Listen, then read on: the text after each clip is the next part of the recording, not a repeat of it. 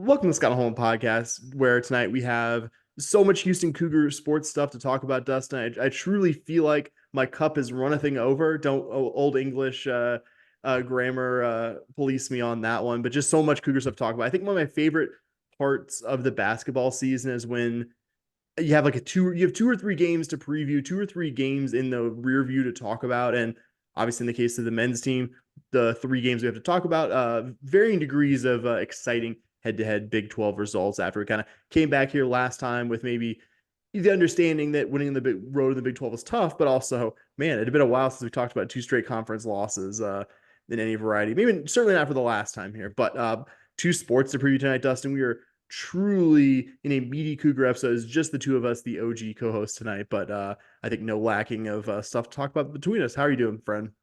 I'm doing well. Obviously, love having Bobby here, but I think this might be like a 3-hour episode if we had all three of us talking about all the stuff that we have to talk about tonight. So, maybe best that one of us wasn't able to make it. Although we'll certainly be looking forward to having Bobby back. But yeah, excited to be talking about some Cougar men's basketball wins. Love talking about a winning streak more than we love talking about a losing streak for sure. And then yes, a couple sports to preview and I think leading with some really really exciting golf news as well. So all in all, excited to be here chatting Cougars with you, buddy.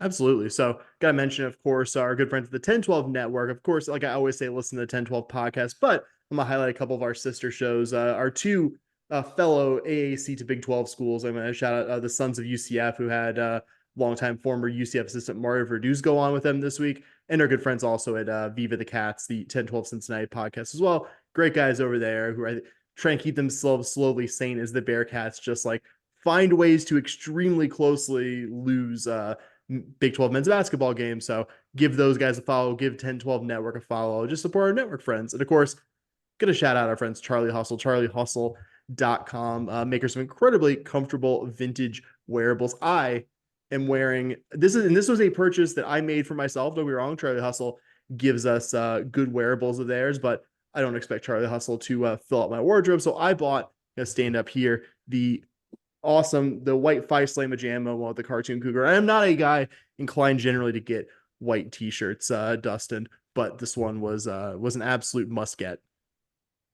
So charliehustle.com, you use that promo code SHP15. So I cut you off there. A great collection. What were you gonna say, my friend? No, I was just going to agree with you on how clean that shirt looks. Mine just came in the mail, so wasn't wearing it yet just because I'm super weird about washing absolutely everything before I wear it. But excited to be sporting that one to a upcoming Cougar sporting event. Oh yeah, just a great new, recently refreshed collection. If you have not gone over to charliehustle.com, please do so. You are going to not regret the decision. You're gonna like the vintage Cougar wearables you have. You're gonna be the talk of your section at the Fertitta Center at TDCU later this calendar year. So that's Charlie Hustle, promo code SHP15. I think I had all the high points there, but you're gonna look damn good and feel damn good wearing some vintage Charlie Hustle wearables. So like you alluded to, Dustin, usually start with men's basketball. Obviously, men's basketball had a notable week we're going to talk about, I'm sure, with no lack of detail. But got to mention here at the top something really cool, something that, maybe like just on the high end of really incredible sports stuff we're going to talk about here. Santiago de la Fuente, Cougar men's golfer, lead golfer for this team last season, just won the Latin American Amateur, which, if you're not familiar with golf, that's fine. I think, not the most learned of golf between the two of us. Bobby's probably going to scream at me about something that I forgot detail wise here. But I think the crux of that is, one, really cool to win an amateur event representing a large region, which Santiago de la Fuente is a native of Mexico, as I'm sure been playing in events all of his life. But no biggie, gets a guaranteed 2 rounds at the Masters.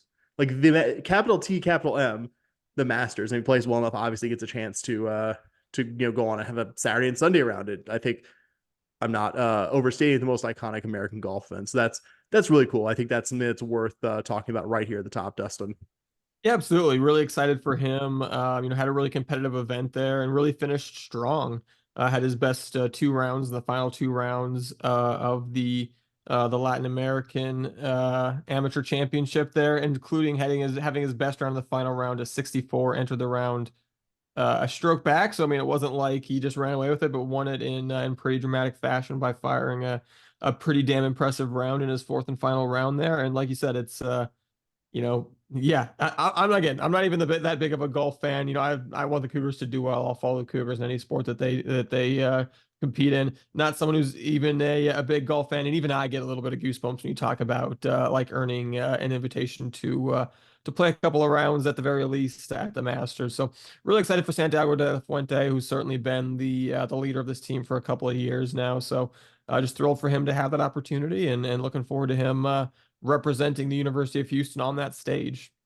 Yeah, I'm really, really excited for the guy. Like, there are guys who at levels of professional golf dream of playing at the Masters, and he's gonna do it while still college age, which is just one of the coolest things. I assume Santiago de la Fuente will have some level of golf career just because just generally what we've seen at this level. Like, I think there's a golf future for him, but it's not guaranteed that has the master like playing at the Masters in it. So really cool for him, and yeah, really excited to see what he does. Obviously at the collegiate level here in not too long in the coming year. But Dustin, ready to talk some Cougar men's basketball, like 3-0 Big 12 week Cougar men's basketball. It's never gonna get old to say that here in the show.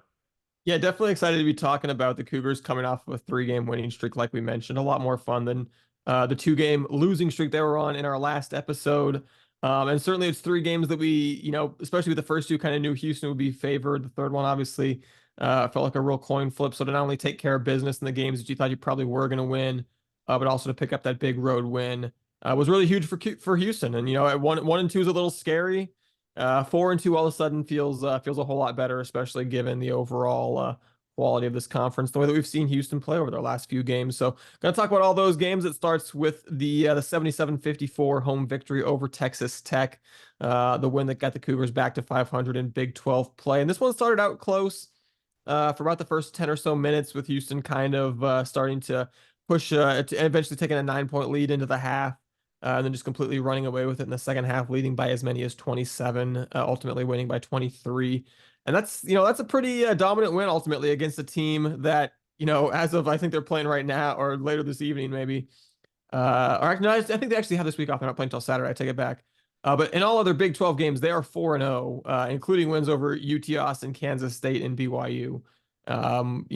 To call beating them by that much, an impressive performance by Houston, I think would be understating it. Really impressed, not only by how Houston played, but also by the Fertitta Center crowd, which, especially when Houston started making a run, finally started kind of putting some distance late in the first half, midway through the first half. And that crowd was loud. That crowd for the first half of a game was into it and was loud. And that's something that, we haven't had a whole lot of real dramatic games at the Fertitta Center this year. We kind of still haven't. But that was the crowd has kind of gotten used to just watching Houston, because most of our non-conference games were neutral sites, or the road one against Xavier. So this is kind of your first real quality. The West Virginia game was over as soon as it started. This was your first game that for even a little bit was competitive, and the crowd responded in kind and got really excited and made a lot of noise and really impacted the game. So certainly extremely strong overall team performance in this one. But my goodness, you still have to start your recap by talking about one guy and zooming in on one guy in particular in this one, and that is Jamal Shead. Texas Tech just had no answer for him at any point in this game. Ends up with 29 points on 12 of 16 shooting, 10 assists, 4 boards, 2 steals. Um, Jamal Shead made and assisted on 22 field goals. Texas Tech made 18 field goals. So that is just your textbook definition of one player just saying, screw this. 2 losses in a row is enough. We're winning this damn game. I'm not losing another game. Jamal Shead, Sam, would not be denied and was not denied in this one. He sure wasn't. Like, you kind of alluded to my favorite stat in this one, that you mentioned the 22 versus Texas Tech's 18 total, that Jamal Shead either made or assisted on 22 of 34, like roughly like just under 2/3 of all your shots. Like, that's incredible, even for a player like Jamal Shead, who I think has gotten us kind of used to him doing the incredible. I think I've seen stuff in the aftermath about how Kelvin Sampson, after those 2 tough road losses, kind of talked to Shead, told him how much he appreciated him, et cetera, kind of did the man management side of this. Because I mean, there's a reputation of Kelvin Sampson as a tough coach, because he is a tough coach. He is a coach that's not shy about letting guys know when the play isn't up to his specific liking. But you also just see, even predating Houston, just the way his former players universally love him. So much of his staff here is former players from the past. Like, he really can connect with guys. Like, you can you can be a tough coach, but if guys to some degree won't run through a wall for you, like there's a ceiling there. And you've probably seen it all levels of guys who are great tacticians, but can only really get so much. And that I think is underrated part of what makes Kelvin Sampson such an elite coach is the man management, not just being this unbelievable teacher of the game, but to get guys to play their butts off and while just being so effective a teacher. I think the way Jamal Shead took over this game, when this team really needed someone to take over this game, because it wasn't the easiest start. I'm not gonna I'm not gonna discount the final 30 minutes where the Cougars very much took over this game and won it extremely decisively, but you didn't think through the first 10 minutes, or you didn't get the obvious vibe the first 10 minutes. Oh, yeah, the Cougars are going to run away with this. Very choppy. You were down 12-9 at one point. And it wasn't at watching in real time, it wasn't like at 12-9, like, oh, we're going to lose this. I mean, it was a 12-9 lead very early in the game, but you also didn't at that time. I'm sure you, Dustin, me, anyone that was watching it in any venue think like, oh, yeah, the team's playing great. Like, this is good basketball. It was, on the heels of two frustrating close road losses where there's some areas you didn't play well. Just the team kind of sleepy start might be a little strong, maybe something like one step below that. Wasn't the cleanest start. Then you're down 12-9 early, and the Cougars looking disjointed, all that stuff. And then you had a real game-changing 13-0 run there. Like that was, and so much we're going to talk about tonight is justifiably Jamal Shead, because I think he had his very best, really debatably, game as a Cougar offensively. But I liked how that run where the Cougars, I think, really maybe didn't run away from it, because I mean Tech had it down to like 5 later in the first half, but kind of started to take the game by the scruff of the neck. I thought it was good that it wasn't just a Jamal Shead effort there. That obviously Jamal Shead very much a part of it, but you also had Ramon Walker making a three. And I thought one of the loudest moments of the year, at least from what I could tell watching on TV, you can correct me if I'm wrong here, but I don't think you will, that LJ Cryer made 3-pointer. Like it felt like the roof blew off that place. Put the Cougs up 22-12. It was an absolute roar. And can't believe you haven't mentioned this. Tech head coach Grant McCaslin did an inordinate amount of crying to the officials during this period of the game, and to a slight credit, I mean, it did have the payoff of getting that absurd foul call on Joe Toussaint on a 3-pointer right afterwards, and kind of allowed Tech to stay in this game and not let that 13-0 run completely knock them out. And again, to reiterate, it was a 5-point game with about 2.5 minutes left in the first half, but Cougs put it on a nice mini run to end the half a stretch, where you go on a mini run like that isn't going to jump off the page at you, but it can swing a game, because I really did think it did the Cougs some good mentally to be going into half up 9 in this one. And the second half, the Cougs just absolutely stepping on the Red Raiders' throat in a way that, like, I thought the Cougs could win this game. I think you said it, like a 1-point win here, you might take it just coming off 2 losses just to get back in the win column, but you wouldn't be like thrilled about it. But I don't think you or I or Bobby thought that the Cougs were going to just run away with this game the way they did in the second half. It was really, really impressive stuff. I mean, Texas Tech, they were number 20 in the latest AP poll. This is not a bad basketball team. Texas Tech would have represented in our previous conference the best, if not one of the very best opponents we saw all season. The Cougars at times made them look like, the USF and East Carolina games of the past, where the Cougars just ran away with it and really, for the last 20 minutes, in large part, looked like they were playing a different sport. Yeah. Really impressive victory. A couple of stats I wanted to circle before we moved on with this one, though. Points in the paint. I don't know if you saw the points in the paint margin in this one, Sam. It was 40-8. That'll do. And Tech has a good big man too. It wasn't like, oh yeah, Tech's like Warren Washington's one of the better big men I think you'll see in Big 12 play this year. Yeah, I think that speaks to how well Houston's bigs were playing. That also speaks to how well Jamal Shead and Houston's guards were getting into the paint and getting a lot of easy shots for themselves as well in this one. And then my other one, we talk a lot about how Houston just routinely on defense seems to be holding opponents to their lowest scoring game of the year, worst shooting game of the year, lowest scoring game of the year. So I thought it was kind of cool doing some of that offensively in this one. You look at kind of the main components of a strong offensive game. Houston had the second highest effective field goal percentage allowed by Texas Tech in a game this year. Texas Tech had the lowest turnover percentage forced in a game this year in this game. And Houston had the second highest offensive rebound percentage allowed by Tech in a game this year. And that includes all games before and since that one. So that's a comprehensive offensive performance against, again, it's a pretty good defense, and Houston made it look like not a pretty good defense in this one. Better than 1.3 points per possession is great against anybody, against a top 25 offense or defense. That's spectacular. Yeah, I don't know if you said it. Jamal Shead in the second half alone made 6 of his 7 field goal attempts. Obviously, no singular player more important to the Cougars, just really stepping on this opponent's throat than that. Again, you might have said this one already, and I'm sorry if I spaced on it. Just that Texas Tech had their season low in points against the Cougars after like playing pretty well to start offensively. I think really impressive. I mean, you imagine like if Kerwin Walton doesn't go 6 of 9 on three, like if Kerwin Walton just shoots his season average, like this might have been a 30-point win over a team that I'm pretty confident saying probably won't be on the receiving end of that kind of loss again this year. Like that was a good team, and not to repeat myself too much, you like looked like you're playing a different sport. You looked like, or they looked like one of the AAC opponents that was decidedly not a top 25 team. I think that just tells you how good this team can be at home playing its best basketball. You know, obviously the road is such a different animal. The road is such a tougher place to win. It's easy after 2 frustrating losses in a row to forget, oh yeah, this is a really good basketball team. The metrics don't think U of H is the #1 team in the country just because the metric makers think Kelvin Sampson's a swell guy. Like the numbers in your eyes will tell you this is a really good basketball team. It was a reminder of, I think the privilege of that. Like guys like Darian Williams and Chance McMillan on Texas Tech couldn't tell you a thing they did. Like those guys are big contributors for Tech this year. Couldn't tell you a thing they did from last Wednesday. That kind of stuff. Truly a comprehensive and complete team win, and a performance by Jamal Shead that I think is going to, when we talk about his career in the past tense, which unfortunately we will at some point have to do, like this is going to be one of those games. Like remember when he just single-handedly took apart a good Texas Tech team.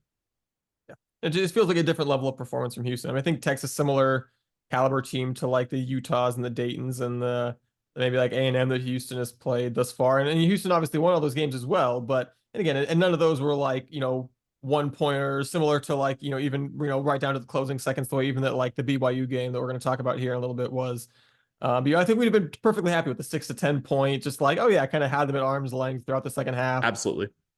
Great, would absolutely take that. But yeah, did not expect this performance. And like you said, I think it'd be surprising if anyone else does that to them the rest of the year.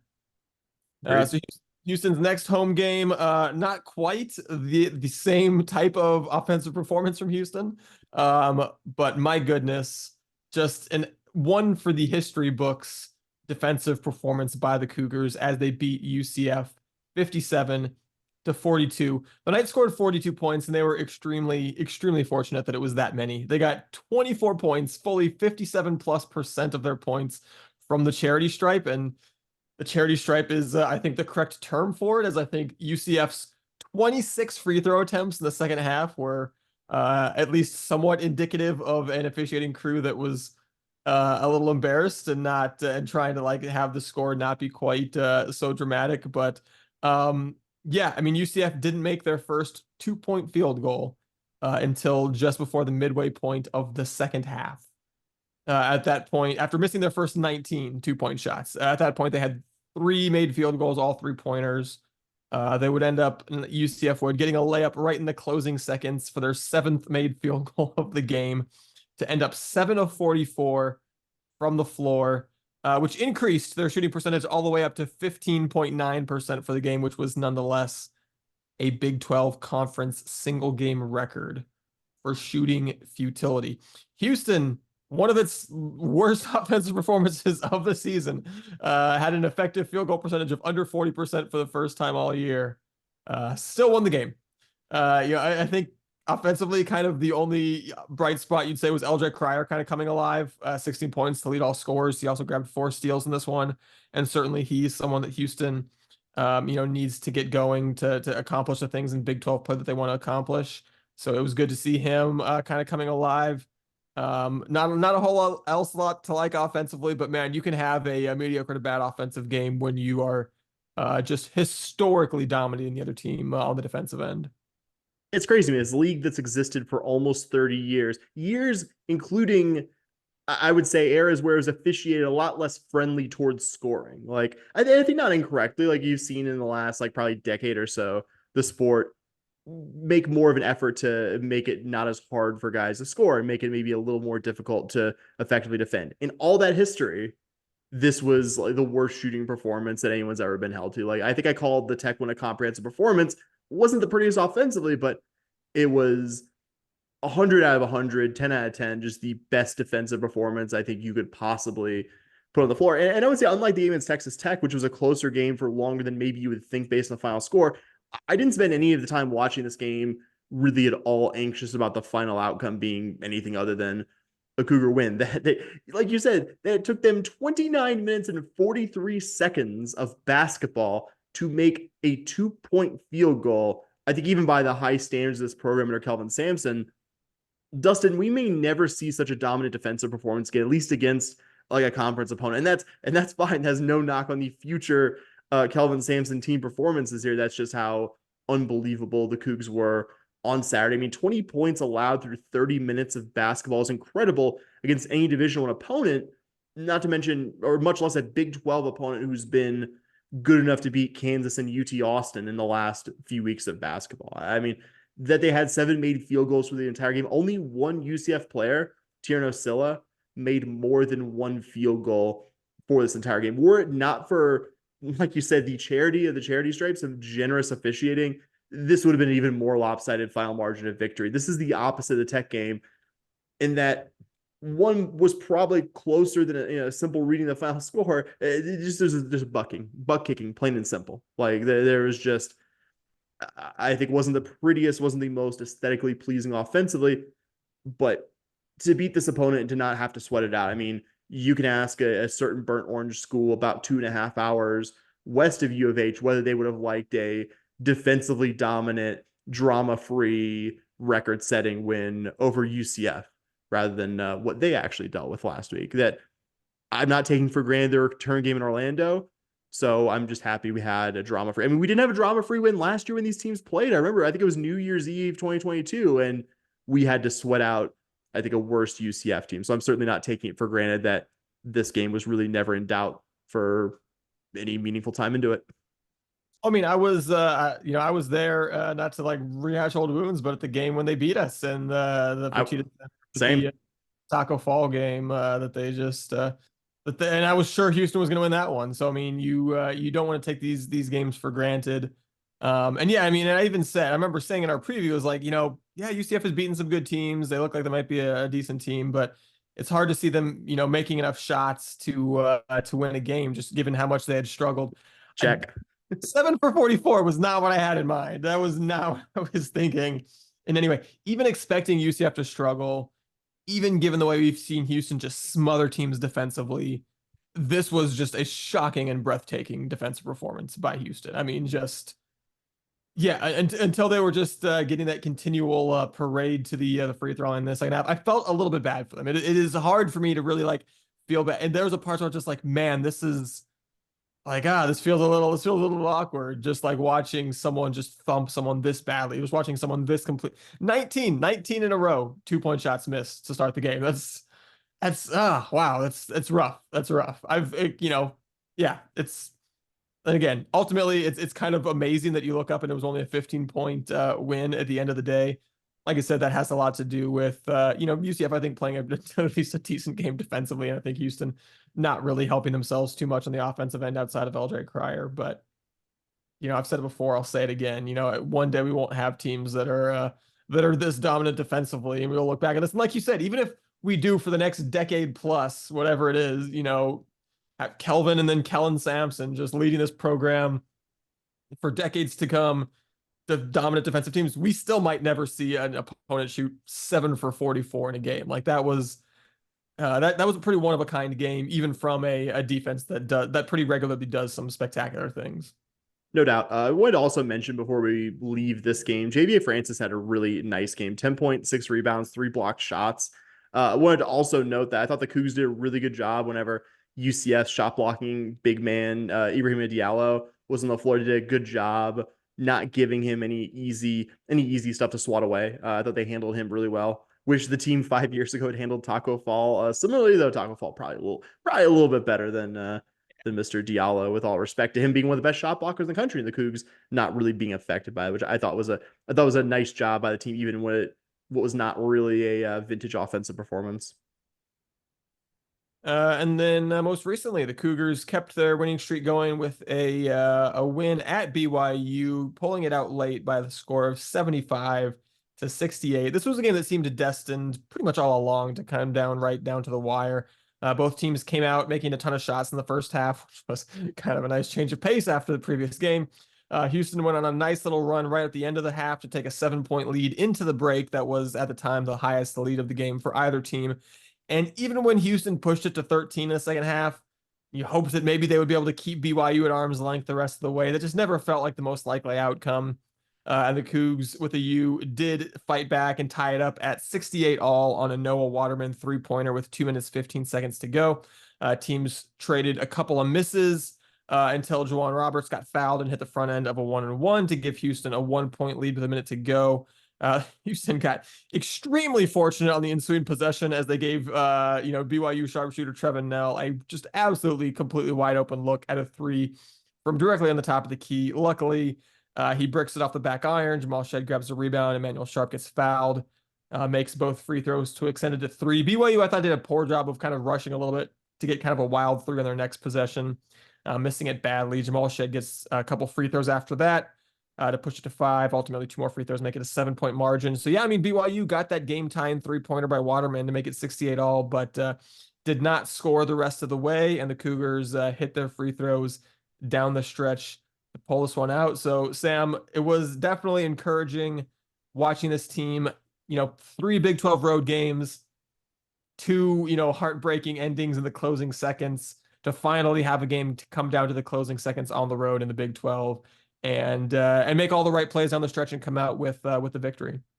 Yeah, what a way to get your first ever Big 12 road win. Really entertaining, somewhat stressful, certainly in the closing stages game, but I think all told a deserved road win for a team that I think the numbers would have told you were extremely unlucky not to get one of the duo of Iowa State TCU previously. Again, not saying that those two teams weren't deserved winners, but those teams were won games by incredibly close margins against the Cougs. I think the quality of this league is such that there really isn't a bad road win of any kind. I mean, not groundbreaking stuff here by me, but I think worth repeating if we're going to be talking about some of the things that the Cougars maybe didn't do so well, like close out this game and make shots in the 3 minutes leading up to that Trevin Knell miss there. But was really happy to see this team not come out of the gate slow offensively, like you said. With the way BYU shooting the ball early, I mean, this one could have gotten really ugly with the Cougs with 2-0s weren't going punch for punch early on in the first 10 minutes or so of this ball game. And I think the announcers were too quick to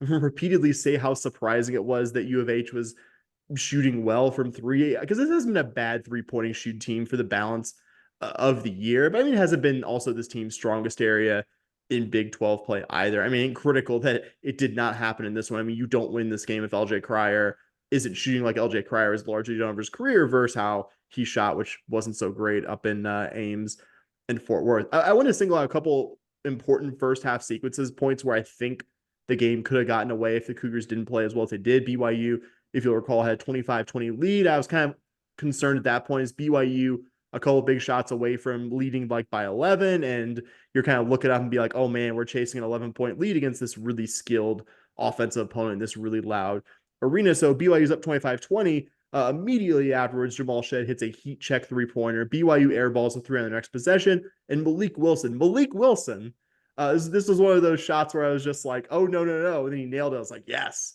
Nails a 3 from the top of the key to give U of H the lead back. BYU did get the lead back. It was 30-26. U of H gets a stop. JVA Francis dunks the ball with authority on the other end. Jamal Shead comes back in the next possession, hits a 3. U of H doesn't trail for the rest of the first half. Like, obviously, BYU had a lot of runs in them in this game. Like, U of H was up 13 at one point in the second half, and you kind of knew even at that point, I mean, you'd love for the Cougars the Cougars 2-0s here to put away BYU Cougs with 2. As I say, we still only have 1-0 in Cougars, Sam. It killed me because I kept typing Cougs in my notes, but I'm just like, that's gonna throw me off while I'm talking, because it's like Cougs the 2-0s, University of Houston. Even when we were up like 13 in the second half, it's like, okay, well, this opponent's not gonna go away this easy, right? Like, I hope they do. I hope this is a nice lacking the stressful stuff of the previous Big 12 road win situation, but doubt it. Really did doubt it. I mean, BYU comes out at the beginning of the second half. They have that 9-0 run, and at that point, you're like, okay, like, are they going to just take over the game from here? But every time U of H needed a big shot, they got it in this game. And I think this is the first time we've seen this team win a game this way, and it's not a bad thing. Like, I think previously it's been the suffocating defense, which it's great to have. We just got done talking about how the suffocating defense is historically good with this team, but to truly win high level games away from your arena, you're going to have to be able to hit big shots like LJ Cryer, like other guys did on this team last night. Jojo Tugler, I want to shout him out because if you don't watch this game, if you just look at the box score, you wouldn't really see much worth noting about the game that Jojo Tugler had. But when Wani Roberts went down after stepping on Waterman on BYU's foot, I thought he gave you some really good minutes out there. There was one play in particular, like it won't really maybe stand out because it was a situation where he only ended up making one of two free throws, but it was U of H's first possession out of the timeout after BYU went on that big run to start the first half. Tugler gets an offensive rebound, draws the foul, ends up only splitting the free throws, but I think it was just a little glimpse of how good of a basketball player this guy is going to be. There's some edges still need standing down. There's some experience that still needs to be gleaned at the Division I level, but this is a guy who plays winning basketball right now, and that's only going to get better in the next 2 or 3 years in this program working with this staff. And I think he allowed you to kind of bridge the gap between Wani going down hurt and Wani coming in and playing, I think, some important minutes down the stretch in the final 4 or 5 minutes of this game. Also, Damian Dunn, another guy who I think might escape notice, but I thought gave you really good minutes in the second half and gave you some clutch buckets as you were trying to kind of trade punches with BYU and hang on to the lead and ultimately hang on to the win. Yeah, Tugler, like you said, doesn't really jump off of the page necessarily, but had some really, really key. I thought that steal and dunk that he had in the second half was really key as well. Beautiful. Yeah, had I remember the one in particular, Houston. I remember exactly when it was. I had a really clutch three that was off of. It was only like their third or fourth shot of the possession, and it was because Tugler made a really nice play to tip it out. So, and when you have a freshman in your program and a program that's playing at this high of a level, and you have them playing right away early in the season, playing significant minutes the way Tugler has since the start of the season, it's not necessarily about because you think that they're going to be a great player in November or December. It's about trying to develop them into a college-ready player by January, February, March, and really as much as you see some exciting flashes of what JoJo Tugler could do early on in the season, I think he's someone who's just by nature of being a freshman, I think, and who just is really, really physically gifted, but getting used to the college game, I think is someone that's going to continue to be impressive the rest of this year and going forward as well. But yeah, I mean, you want to get some points from your forwards when you can. Certainly, Wani is someone who's scored more of an offensive touch, and Javier and JoJo can get some points here and there. But I think Houston, as we talk about kind of the offense coming and going, I think you look at the guards first. It's your guards. It's Cryer and Shead and Dunn and Sharp that you expect to be having 2, 3, 4 of those guys scoring in double figures to for this team to be the offensive team that they want to be. And that's what we really saw in this one. Cryer and Shead leading the way. They combined for 39 of Houston's 75 points in this one. Dunn scored 10 off the bench. Sharp didn't shoot great, but still ends up with 9 points and 9 boards and a couple of steals. So impressive overall performance by Houston. This certainly fits the bill of the, and even, you're thrilled with the 1-point win type of game. So getting the 7-point victory, very encouraging. And man, like I said, that UCF game was pretty ugly offensively for UCF primarily, but for Houston also. But man, did they sandwich that rough offensive performance around 2 really, really impressive ones. Yeah, and again, a game where you weren't going to win this one 60-56. Like, this is not the kind of game that BYU plays. This is one you're going to have to win with some offensive firepower. And again, I think we know it's a truly elite defensive team, and being a truly elite defensive team will get you very, very far. But I think in this one, we got a reminder of how good this team can be offensively, that LJ Cryer isn't just a guy out there for his defense. LJ Cryer has a proven high-level Big 12 scorer. Jamal Shead, even though he might be pass first by nature in some ways, is still a high-level scorer. Emmanuel Sharp, even though he's had maybe a rough last few games, a guy who I think will develop into a high-level scorer, and Wani and Javier, who I think have both really developed into better scorers. And this is not me damning with faint praise. Like, I think both guys are far ahead of where you and I at the earlier stages of those guys' careers ever thought they would. There was just one sequence. It wasn't a super important one, Dustin, but like Javier had to basically was getting double teamed, had to keep the ball from the opposing big man, had to dribble around a bit, had to do more dribbling than maybe your average big man is comfortable doing. And I wasn't like, oh God, pass the ball. He looked assured. He looked comfortable. He looked like a guy that I wasn't like, oh God, he's about to, commit the most frustrating turnover that you've seen in this, 40 minutes of basketball. Like his confidence is just in such a different place than it was 11, 12 months ago with this team. And that's going to be, I think, so critical as well, even if he's not going to be a guy scoring 12, 14 a night. He's going to be able to do other stuff. And I think certainly the staff's decision to not to basically give Javier something of an inside track, which isn't me saying he didn't earn his spot, but you know what I mean? Not bringing in a guy who's a starter from another program to really give him the chance to be the starting five and to have him give you what he's giving you this season. I think that's really cool. It's one of those stories that can fly below the radar if you don't kind of notice. And I think that's really good. I thought the Cougars did a really good job in terms of individuals on Jackson Robinson, who's been one of BYU's better scorers. Him and Nell, like they took a lot of threes late where it felt like the Cougar defense had kind of gotten in their head. Like we talked about at the top about this game, him breaking a very open 3-pointer, which no lies told there, Dustin. That was as open a 3-pointer as like you're gonna see. And I think it's also some of this team getting finally a break after I think not getting very many in the losses at Iowa State and TCU. But I think all those previous misses and just the Cougar defense getting his head, I think you can't underrate that there, even if that one specific instance got the guy a really nice open look. And nice to see a team that's maybe struggled at times shooting from the charity stripe, even though Sharp, Shed, and Cryer, the kind of guys you generally expect to make those, to go 6 of 6 to close out this game. That was very nice. I did not take that for granted. That at least at that point, at the point of the game where your opponent is fouling, it wasn't like, oh God, we're gonna split these and BYU is gonna have the ball down 3 with a chance to tie it. This opponent who just loves shooting threes and can, I think, hit high degree of difficulty shots in that situation. That we weren't in that kind of situation again. Didn't take that for granted. I think a lot of you winning this game was 15 offensive rebounds, 7 of them coming from 2 of your smaller guards. I thought that was my favorite stat from this one, that Emmanuel Sharp and LJ Cryer gave you 7 offensive rebounds. It's not just a big man offensive rebounding culture. It's 1 through 5 out there. And that's also something I try to take for granted about this era of Cougar men's basketball. Just like I said at top, no bad road wins in the Big 12, but this one was a really satisfying one. To get this one against I think a high level opponent at their place, that was really cool. Something you mentioned about Javier reminded me of a quote from Kelvin Sampson in the offseason where he goes, oh, everyone wants us to go get this guy in the portal, go get that guy in the portal. If you go add someone from the portal, you're making a trade. He goes, because if I go add a starting forward out of the portal, then Javier's transferring out, or Wanya's transferring out, because these guys rightly want to start. And I think that what we've seen from Javier this year is showing why the staff was more than happy to not go out and try to sign over Javier in the portal and bring someone else that maybe makes Javier want to rightly take off, because he's an unbelievably talented player who, like you said, just looks unbelievably confident this year compared to past seasons, and who you really want out there. And you mentioned him looking so much more confident on offense, but man, even the other end, like I remember when he was, a freshman, or whatever, and just getting those little flashes of minutes at the end of the game, and he could, jump out of the building and just swat a ball into Rosie. But, he also, that was kind of the one thing he did, right? Was just jump. Every time he thought he had an opportunity, you just see him leave his feet and he just go, okay. Like there's a lot of raw talent there, but there's a lot of technique and basketball IQ stuff that you want to develop.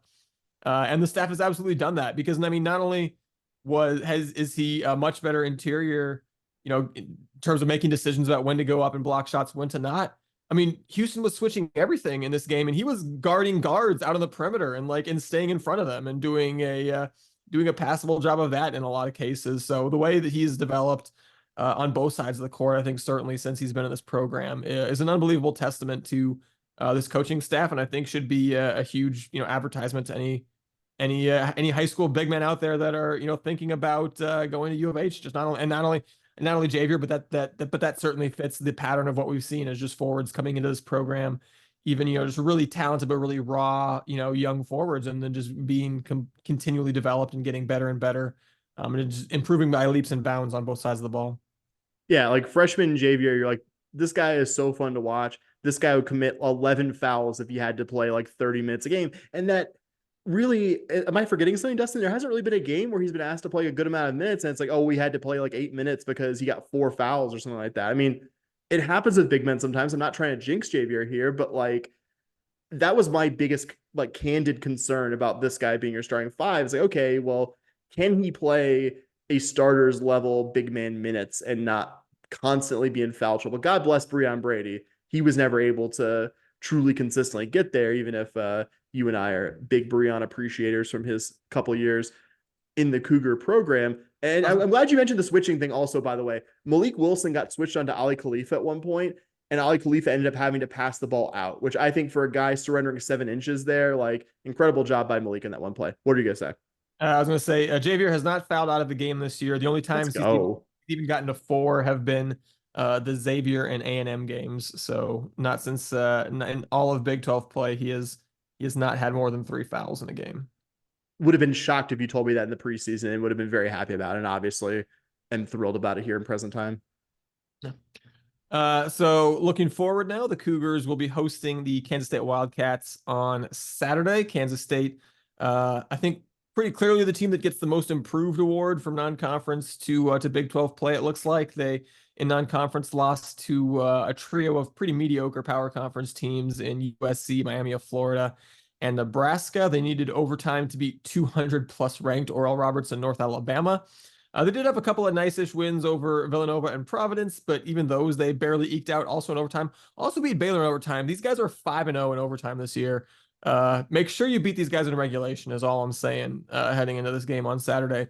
But after kind of an iffy non-conference, Big 12 play comes around, and Kansas State is currently tied with Texas Tech for first place in the conference at 4-1. They opened up thumping UCF at home. They beat West Virginia pretty comfortably in Morgantown, lost by 1 point to Tech in Lubbock, beat Baylor in overtime at home. And then honestly, probably their least impressive Big 12 game thus far was their most recent one, in which they beat Oklahoma State pretty unconvincingly at home most recently. By the time you listen to this at home, listener, they will have also played Iowa State in Ames. They're about 30 minutes away from tipping off in that one.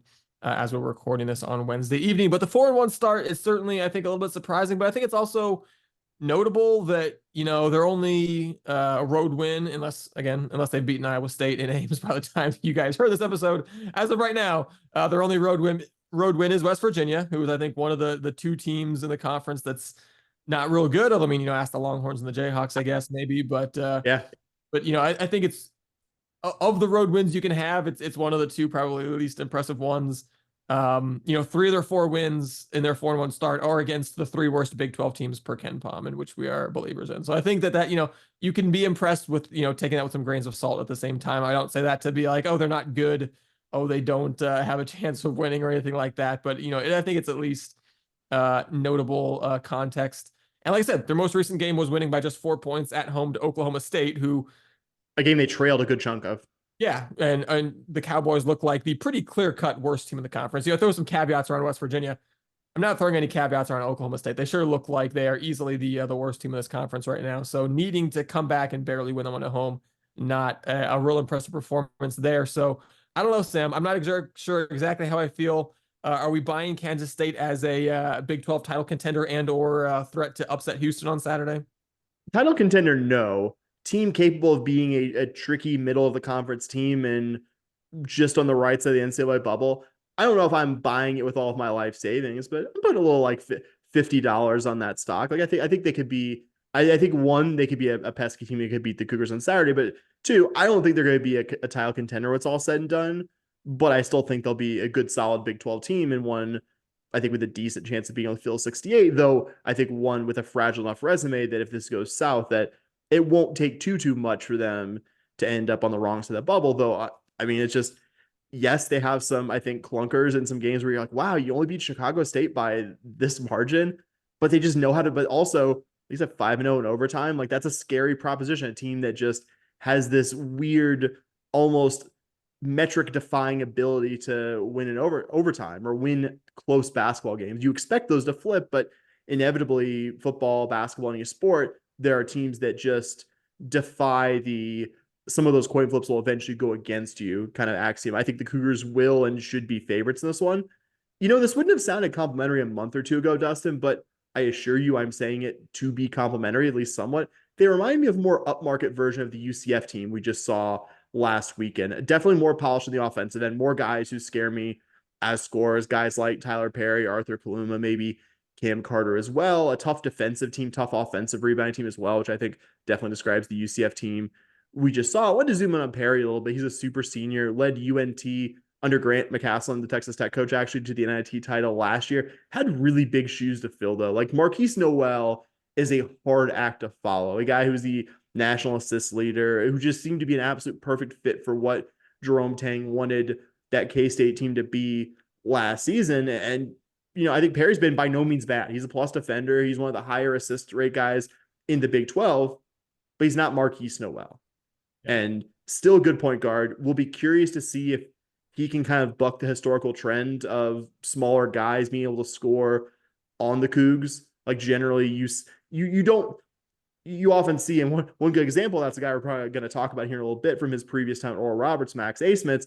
You've seen kind of high performing guards go to the Fertitta Center to face this Cougar team and just absolutely get clobbered. Will Perry buck that trend, or we'll be talking about Tyler Perry going like 2 of 12, with 7 points when we recap this game next week?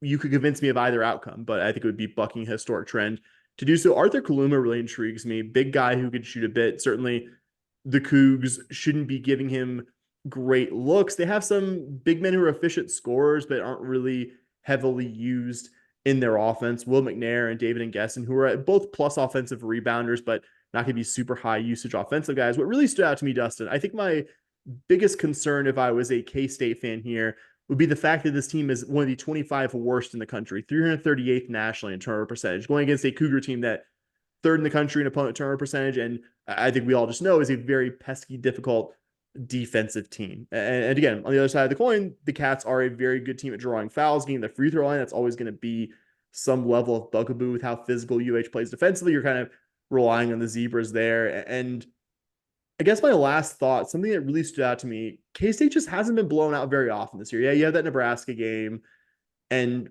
yeah, there's some results that aren't the best there. But like I kind of said when I first started talking, just anytime there's a team that seems to defy a team can't consistently win close games thing, it scares you. Like, does this team have some kind of weird sports specific magic around them? And that's kind of where I'm with K-State. I think the Cougs, if I had to guess, will win this game, should be betting favorites. Am I at all super confident about that? No, I'm not. This is a good enough opponent to make me concerned there. Like, by all accounts, like some of the matchups, like U of H should win this one going away, but like K-State just doesn't get blown out like that, it seems like. So not at all wildly confident there. Yeah, interesting matchup, I think, in that they're also a super low tempo team. After being a super high tempo team last year. Sorry. Yeah. So, this is a game that we've made the analogy before, because Houston already plays a low possession total number of games to kind of like, when you face a team that also plays with that style, it becomes kind of like playing a team that runs a triple option in football type of situation where you go, okay, there's not that many possessions in this game. So if you fall behind early, that can be scary because you're only getting so many opportunities throughout the game to catch up. But one of the things, I think the thing that jumps out to me more than anything you mentioned, though, it's just they turn it over so much. Their last 3 games, 18, 17, and 17 turnovers. That's pretty rough. They are good, not great at forcing turnovers on the other end.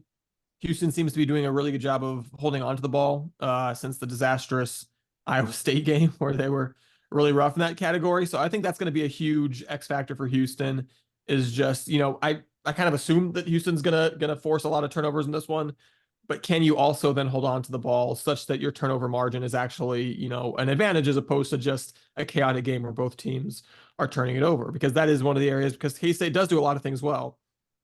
That is an area where I think Houston should, and I think needs to have an advantage, is in the turnover margin in this one. You kind of mentioned a really interesting rebounding team. They're kind of what I've referred to before as a chaos rebounding team, which is just that they grab a ton of offensive rebounds, but they also concede a pretty good amount of offensive rebounds. So I think that's an area where maybe, you go, oh yeah, Houston, oh yeah, they don't defensive rebound all that great. Houston can probably grab some offensive rebounds against these guys. That's true. K-State is probably going to grab some offensive rebounds too. So I think that's the area that most likely ends up being a wash, because both teams probably do pretty well on the offensive glass, which is why you really want turnovers to be that big X factor for you. Because like you mentioned, they have a really big positive free throw margin on the year, and they shoot nearly 74% as a team. We've seen what a huge X factor free throws can be. The one The one road game Houston finally won was the one road game where Houston finally had a plus free throw margin, or the one game of any kind where Houston finally had a plus free throw margin. So there's certainly, Houston can win with a negative free throw margin, but is it a negative free throw margin of 8? Is it a negative free throw margin of 18? Because there's a big difference between those two things, and it feels like either of those is within play on Saturday. So, the other thing is just defensively, they're looking like a really strong team, especially as of late. They block a lot of shots. They're tough to make 2-pointers against. In the last 11 games they've played, only one opponent has scored a point per possession against them over the course of a game. That was Texas Tech, who scored 60 and 59 possessions, so just barely made it. So that's something Houston, most games, even when they're kind of a little frustrating offensively, they usually end up at least at about a point per possession. There's only been a couple opponents that have held Houston under that. So I think if you can do that, given how much K-State turns it over, I think you'll have a good chance of winning the game. But if we have another UCF-esque offensive performance, which, you kind of compare them to UCF, but like I said, it's a better version. So they're not gonna shoot 15 point whatever percent. So if Houston has another UCF-esque offensive performance, I think that this game is going to get real uncomfortably close. Yeah, a team's certainly more capable of actually making more than 7 baskets than the Knights were last Saturday. And like we said, Houston could replay UCF, and they'd make more than 7 shots. So I don't want to just totally seem like taking shots at the Knights or anything, but no, a K-State team that, like I said, you'd like to think that you can have enough of a plus turnover margin to win this one, but K-State's probably looking at Houston's numbers and going, hey, we can have enough of a plus free throw margin to win this one. So we'll see which of those narratives plays out.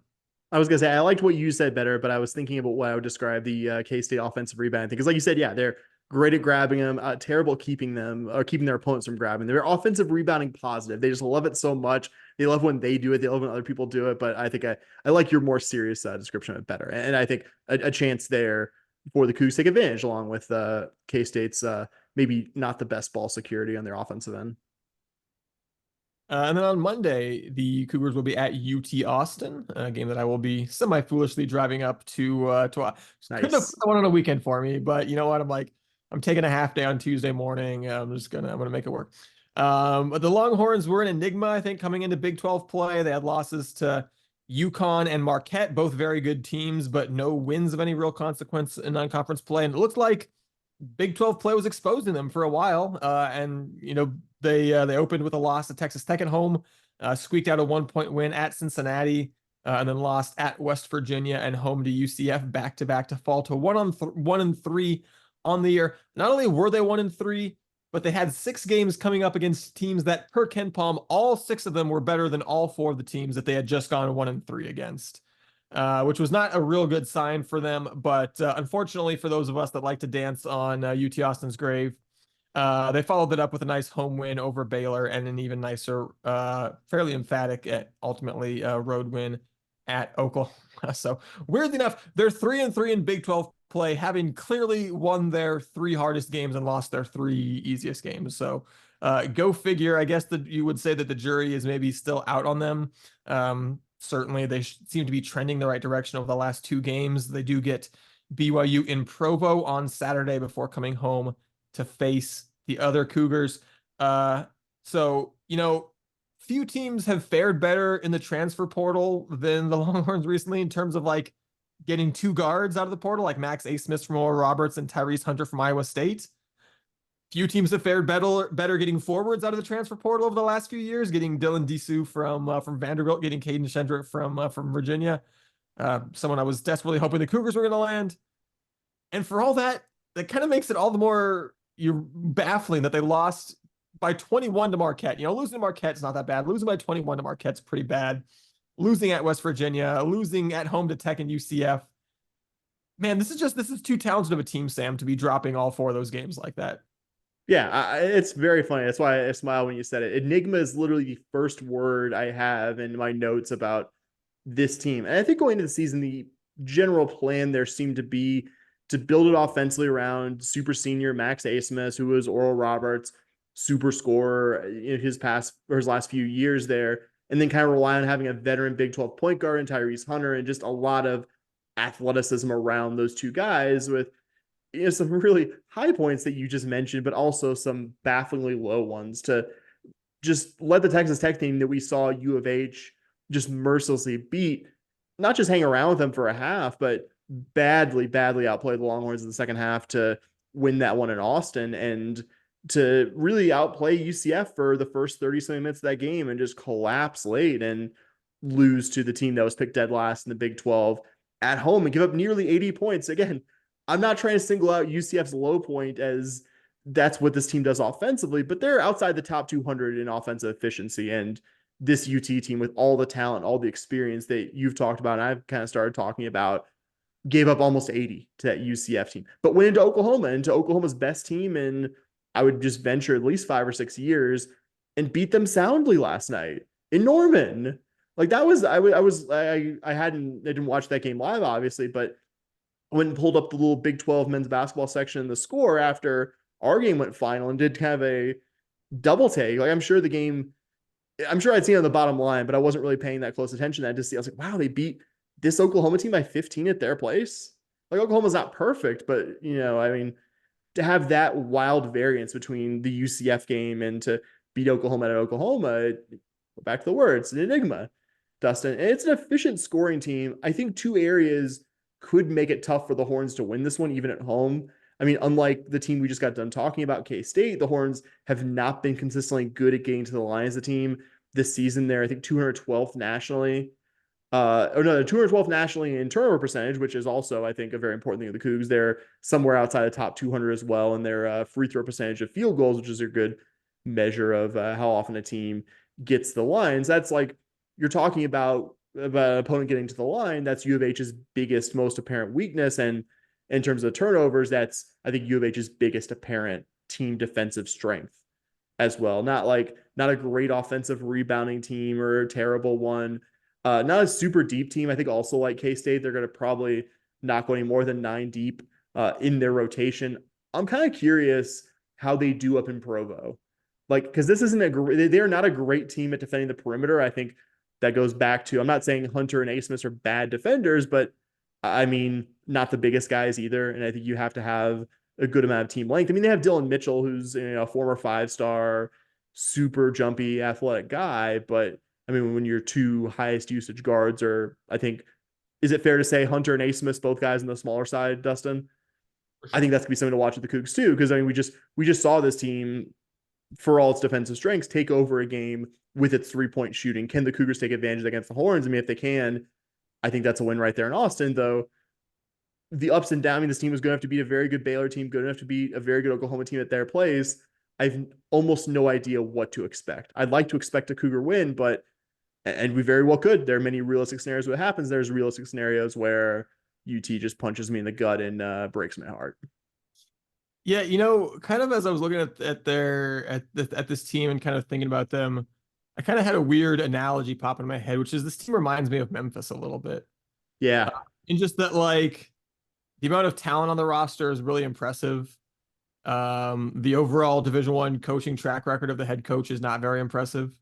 Rodney Terry's time at UTEP and Fresno State not exactly filled with let's just say there's a reason he was an assistant again after his head coaching gigs at Fresno and UTEP, and certainly with the Chris Beard situation going the way it did. I mean, I thought he did he did a good job last year. No denying that. Of settling the team down after Chris Beard left, but being the head guy in charge for the full year this year, there have been a couple times you go, oh yeah, this guy hasn't been a very successful head coach when he's not that Fresno and UTEP are the most resource-laden programs that are going to help anyone be the most successful, but he didn't do that great in those jobs.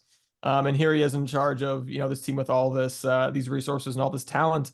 And I think that's why this team is maybe so enigmatic, is that when you have a team like that where the talent is there, hey man, when you got the talent there and everything's kind of clicking, then you can kind of play with anybody. And this team's not coached all that well. So at the same time, if this team gets a little bit flustered, I don't have the faith that Rodney Terry is gonna right that ship the way that some of the other coaches in this conference are maybe more likely to be able to do. So to me, I think that's kind of what makes it interesting. And we saw the Memphis team; they would they would lose to Tulane and they would, turn around and then play their A game against Houston because that was who they kind of had circled. And this feels like a Houston team that maybe it's good that they face the Longhorns with only one day in between since their previous game. Both teams gonna have to travel. Houston, I guess, just even though this is a road game for Houston, I guess Houston less traveling leading up to this one because their game 2 days before is at home. They're going from Houston to Austin as opposed to from Provo to Austin there. In a short, because I think it gives the Longhorns less time to really have this game circled and really be focusing on the Houston Cougars, which I think is a good thing. So interesting timing, but yeah, I don't know. Like you said, I think, do I feel confident that Houston's the better team overall? That Houston's gonna have a better season overall?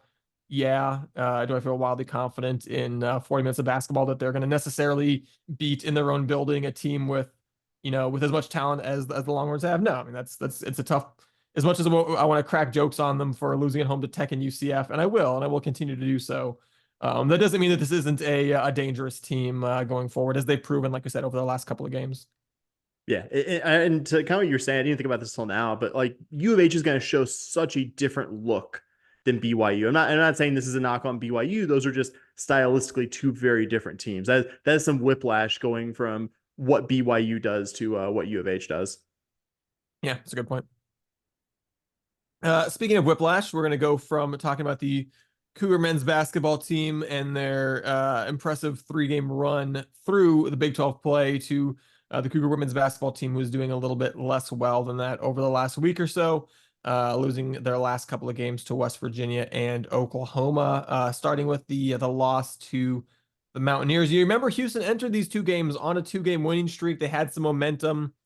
They got a win over TCU, although certainly I think maybe a little bit of the shine came off of that one when you realized how badly TCU was injured, to the point where I think directly after the U of H game, they canceled their 2 games. Yeah.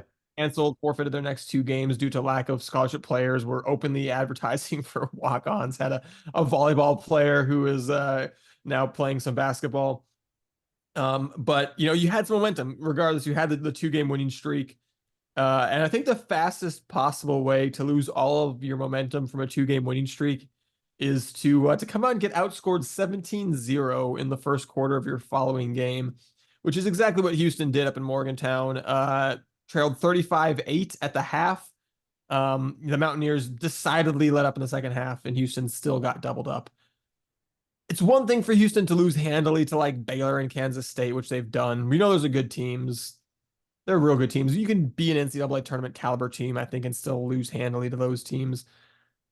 But the Wazoo and the now West Virginia games are just so damning. 2 times Houston has played someone in the top 25, but not like top 10 or 15, kind of in the 21 to 25 range is where probably both of those teams belong. Wazoo came 1 point from doubling Houston up. West Virginia straight up did double Houston up.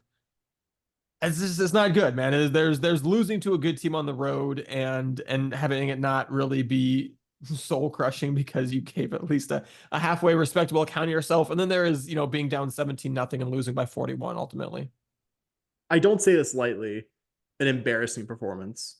One of the very worst that we've talked about from any U of H season, regardless of sport, on this podcast. I don't think I'm being overly dramatic or harsh about that. And like you said, coming off 2 Big 12 wins in a row, which I think we didn't take for granted, even acknowledging TCU, not their most healthy point of the season. And I think I had realistic expectations about this game. West Virginia was going to probably win this game and win it by a decent margin. I am not mad about that aspect. I'm not mad in the abstract. This is a loss. That's a top 25 opponent at their place. They're going to win most of these games this year, and some of them by a pretty decent margin.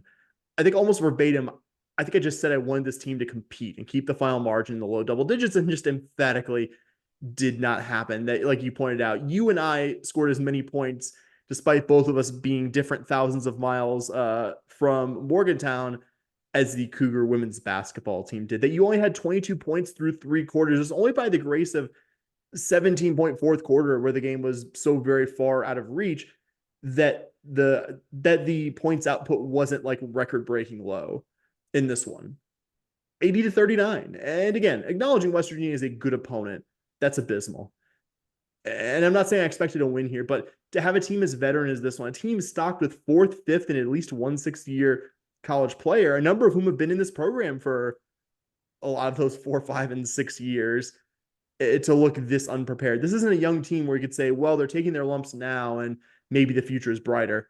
This is a team of players, Dustin, almost all who are near or at the end of their college eligibility.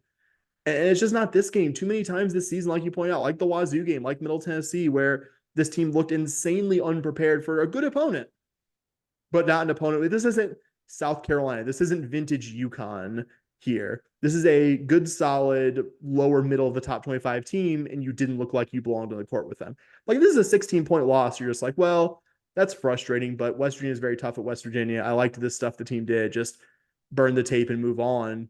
I mean, certainly burn the tape here, but I'm speechless here. Like, that is just, it's so bad. Like, losing this game by 41 points, I didn't think was even on the table. And yet, here we are talking about a 41-point loss where you scored 0 points in the first 10 minutes of the game.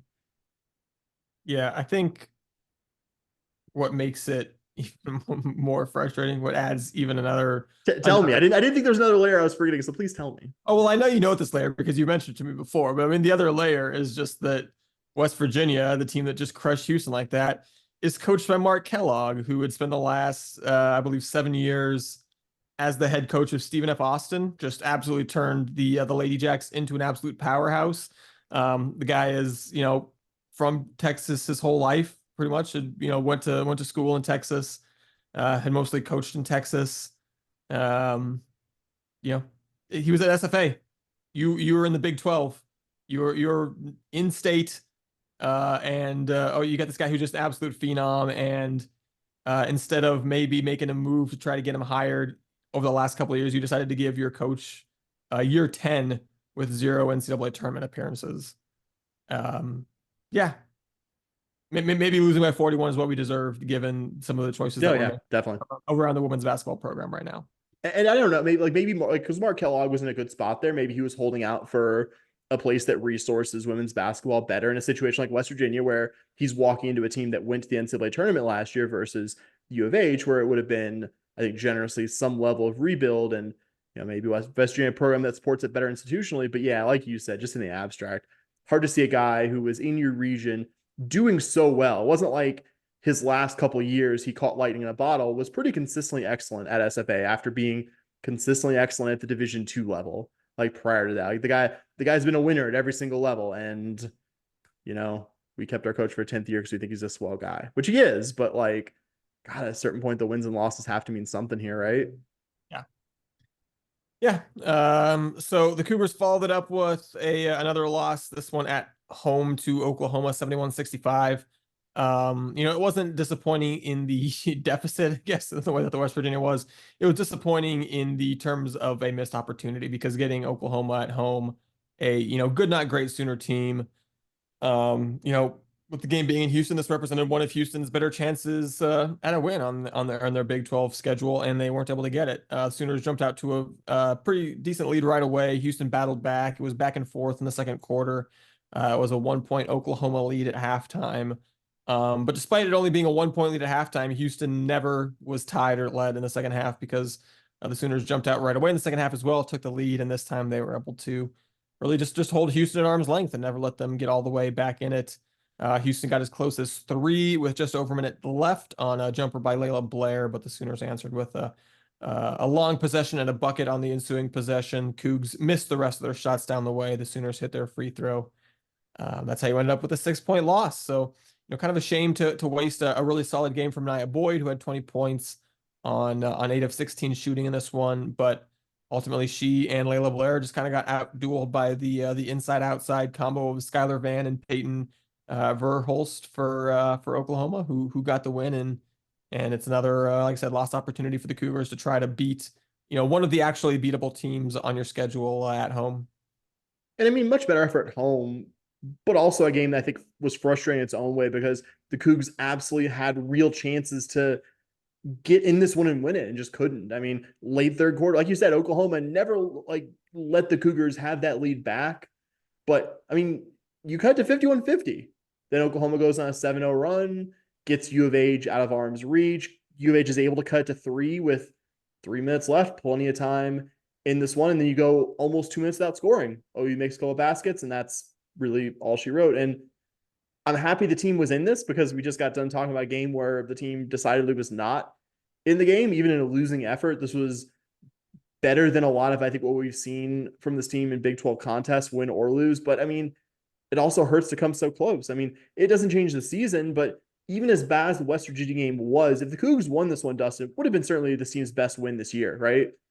Yeah. And going 3-5 in Big 12 play, alluding to the Tech game that is about to be a loss in real time, with 3-5 in Big 12 play, with three of your harder road games out of the way, even as frustrating as West Virginia was, it does feel a bit different in the reality of this team being a few minutes away from being 2-6 in league play. Glad you gave Nia Boy a shout out. Definitely deserve it. She had a great performance, 20 points, just 1 point off the game, high on 8-6 shooting. And the Cougars are plus 10 in points off turnovers, but you didn't defend well enough in the other areas. I mean, OU shot really well from start to finish this one to make that advantage and make this team's kind of frenetic defense really count for something. I mean, yeah, like a better effort, but it's in a completely different way, almost as painful to be like, you had chances where OU left the door cracked and you just couldn't kick it down.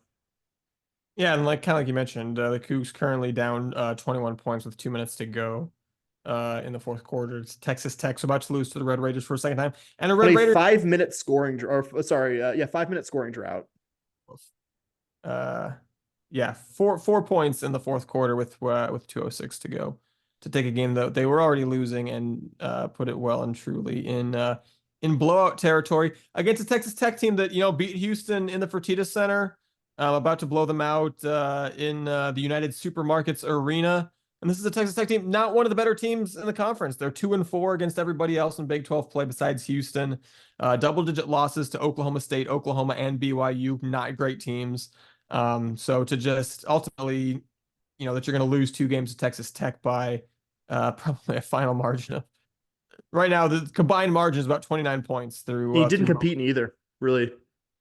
Yeah, I mean, yeah, 'cause yeah, you kind of made it close at the end, but we're out of the game from the first quarter at home, and then just we're just got run away from in Lubbock. So not a great look for a Cougar program that yeah is struggling to keep up with the rest of the Big 12 clearly. Yeah. Their best chance at getting a couple wins though is coming right up because the other two teams to join the Big 12 from the American Athletic Conference are struggling even more than Houston in Big 12 play, amazingly enough. And the Cougars get both of those teams for their next 2 games. They'll be at UCF on Saturday afternoon in Orlando. Definitely one of the more theoretically winnable road games the rest of the way for the Cougars as UCF finds itself 0-7 in Big 12 play. The only teams in the Big 12 without at least 2 conference wins are UCF and Cincinnati. UCF is 0-7, Cincinnati is 1-5, and their one win is against UCF. So man, if you are trying to stay in the non-embarrassing portion of the Big 12 standings, if you're trying to finish with a non-embarrassing Big 12 record, you definitely want to consider winning your next 2 because your next 5 after these 2, Houston will be a pretty large underdog, I think, in all 5 of those. So you may remember the Cougs snapped a 12-game losing streak to UCF last year in emphatic fashion, stomping them at home 80-42. But if all you're taking is that and the 0-7 in Big 12 play and assuming that, oh yeah, Houston maybe should be favored to win by a bunch, not necessarily. I don't think this game is going to be easy for Houston. If you look at UCF's overall body of work and how they're playing against good teams, they look like a vastly improved team compared to the one that last year was very much in year 0 of a massive program reset. And just looking at the common opponents with U of H, it tells an interesting story. Yes, they did lose narrowly to TCU in their most recent game, although notably that game was in Fort Worth, whereas Houston got the Horned Frogs at home. And then you look at the rest of their common opponents. They lost to Baylor by 3 in Waco, lost by 16 to K-State, lost by 17 to West Virginia. As we just said, Houston had dramatically harder times with all 3 of those opponents than the relatively competitive games that UCF played. So, man, 0-7 in the Big 12, Sam, but with this game coming in Orlando, my level of confidence going into Saturday afternoon's game is not real high.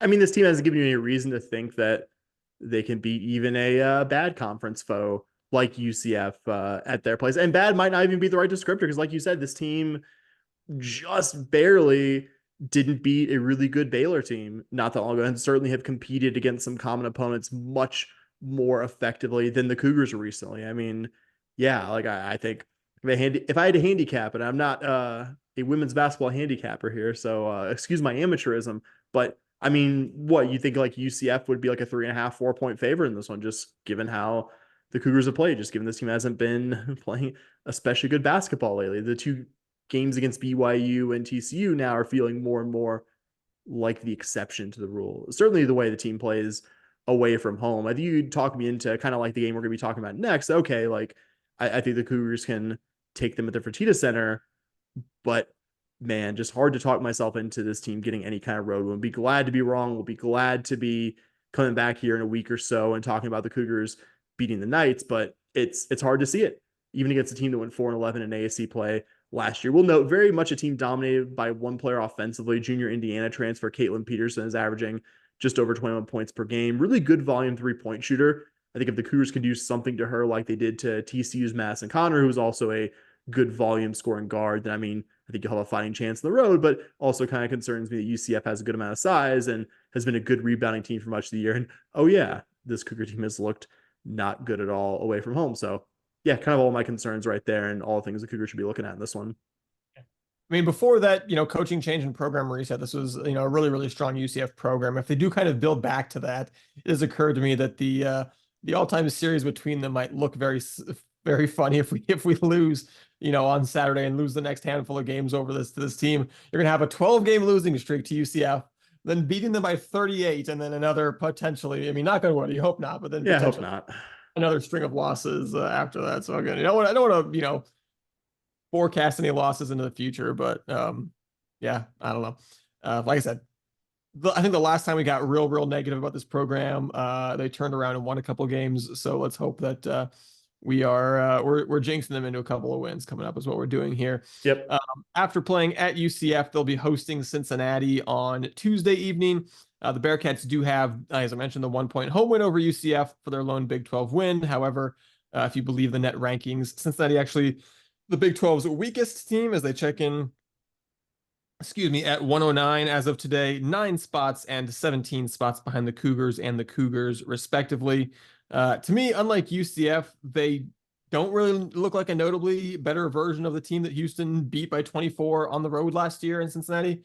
If anything, I think if you look at the overall Big 12 competitiveness, I think the net's probably onto something. I think they maybe even are a little bit of a hair weaker team than UCF. Winning by 1 point at home doesn't necessarily make you a better team than somebody. And like I said, and this game is in Houston, so yeah, I don't know. I think even though UCF is the winless team, to me, Cincinnati is the even bigger must win for Houston this week. Yeah, it's kind of a long-term build there. They brought in a new head coach, Katrina Merriweather, who finally got Memphis women's basketball up to being kind of a respectable level, and now returns to her alma mater, Cincinnati, to lead them into the Big 12. But this was a bad AAC program last year, so there's going to be a bit of a learning curve. Only having that one conference win, as you mentioned, a tight one over UCF.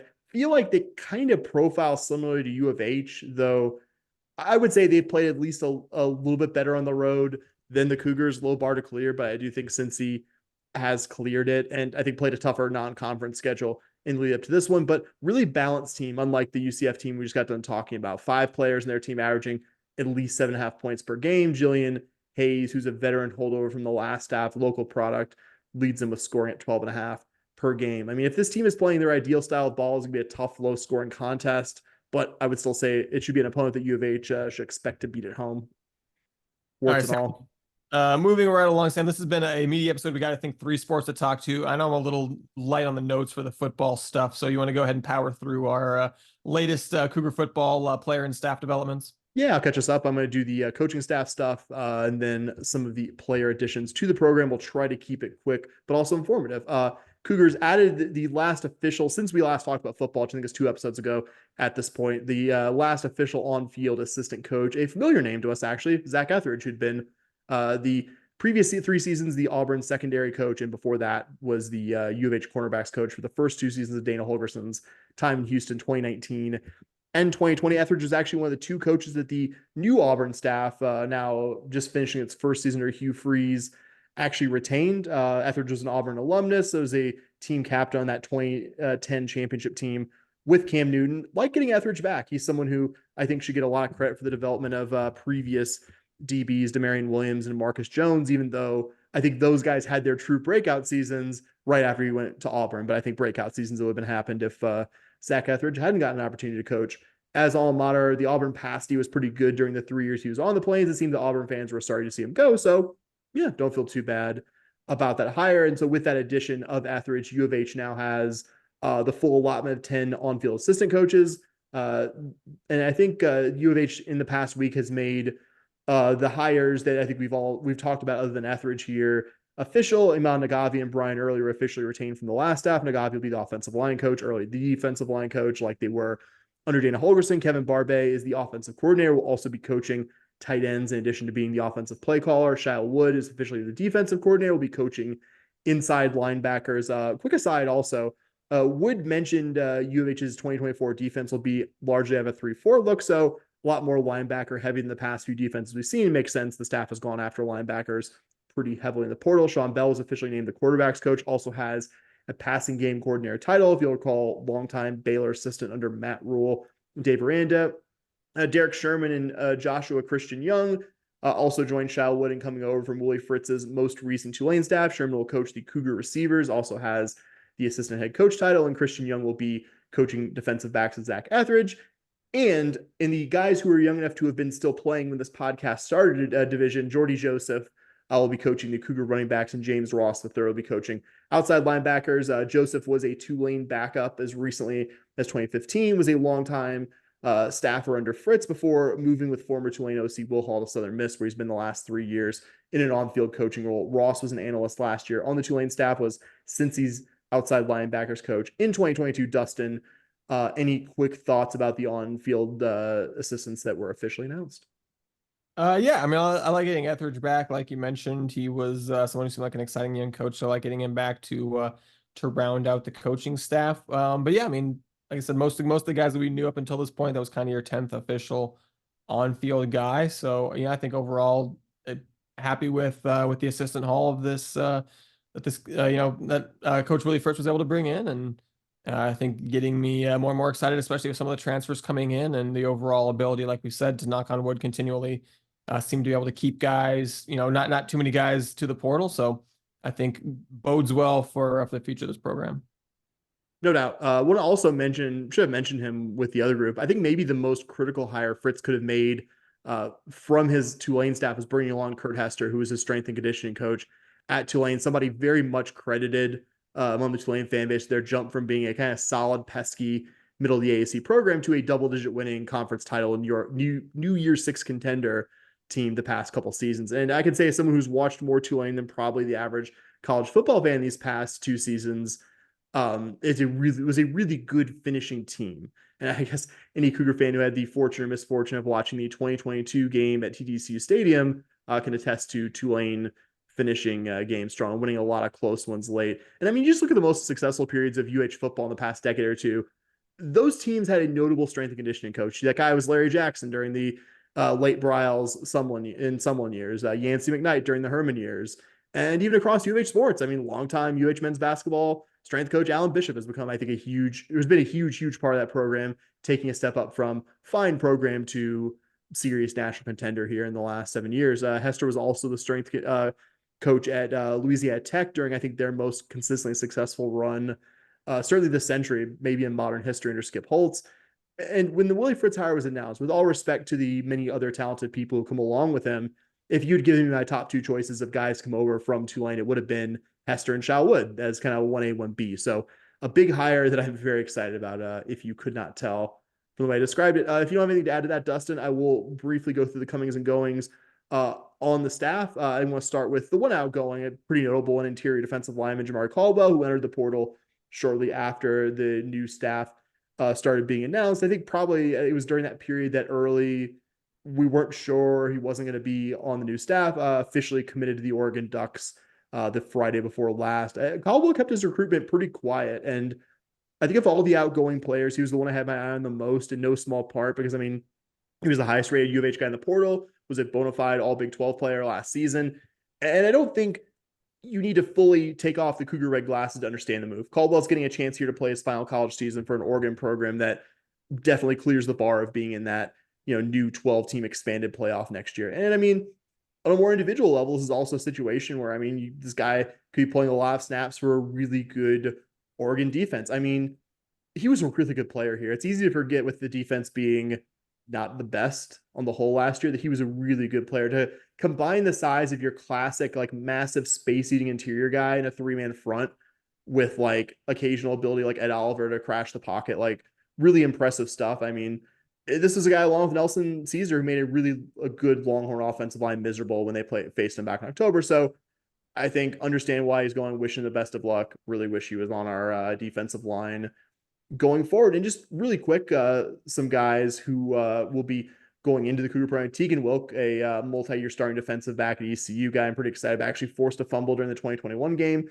when the Cougars played. Hershey McLaurin, was a starter for much of this season, West Virginia, and also played a fair amount the season before last. Can kind of, I would say, is probably like a safety linebacker hybrid type guy. Was a JUCO All Conference guy as well, and also last but not least, Quindario Lee, a big space-eating interior defensive lineman at Central Michigan, guy who was, I think, second on his team despite being an interior guy in tackles for loss and sacks. So excited to have him join that group with Brian Early, and just generally excited about what the Cougars have done with the defensive line, especially the interior positions, even acknowledging that Josie Wonkwo and Jamar Caldwell leaving are bigger losses. So try to get through that auctioneer style, Dustin. That is all I have in terms of football stuff. If you have any further football thoughts, put them here. Otherwise, I think we got a couple sports to talk about.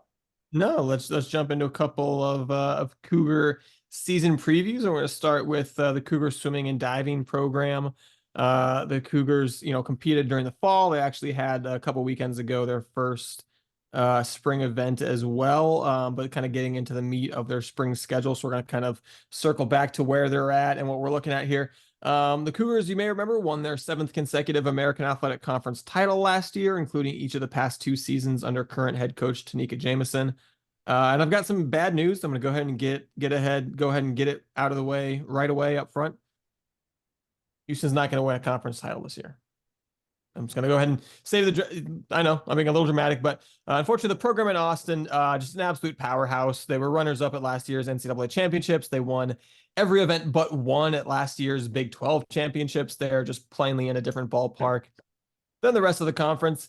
And that's okay. Houston will be competing for best of the rest this year, but I think they have all the pieces and all the, kind of pieces in place to be really competitive in the Big 12 once the Longhorns leave. So I think we're really going to have this kind of 1-year interim of not really being in contention or really worrying about a Big 12 championship. Excuse me.